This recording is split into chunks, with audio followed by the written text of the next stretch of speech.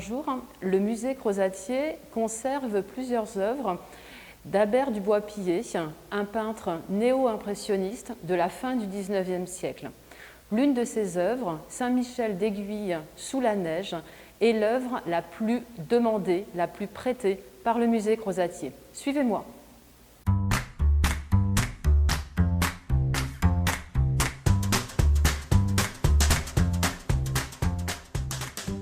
Albert du Bois-Pillet est d'abord un militaire.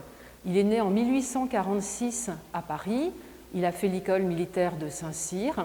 Il est devenu sous-lieutenant, lieutenant, capitaine et il est rentré dans la garde républicaine.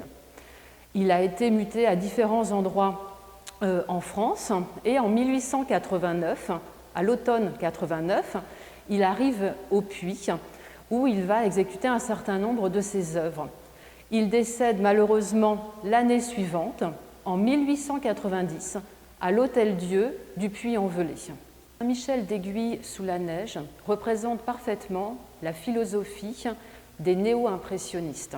Il s'agit de placer sur la toile des points de couleurs saturées qui, avec la distance du spectateur, vont se mélanger de façon optique dans son œil et donner une vision plus atmosphérique du paysage. Aiguille est une commune qui jouxte le Puy-en-Velay. Cette commune est marquée par ce rocher sur lequel a été construite une église qui s'appelle Saint-Michel d'Aiguille. Ce rocher est ce qui reste de la cheminée d'un volcan. Albert du Bois-Pillet est donc une figure importante du néo-impressionnisme, avec Signac, Seurat, Van Rysselberghe.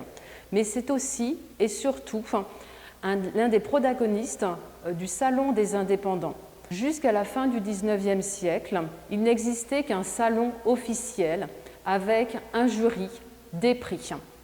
À la fin du XIXe siècle, les avant-gardes vont vouloir exposer de façon différente. Albert du Bois-Pillet va écrire les statuts d'une nouvelle forme d'exposition, le Salon des indépendants, qui revendique aucun prix, aucune sélection. Et c'est en cela qu'il est important pour l'histoire de l'art et l'histoire des expositions durant cette période.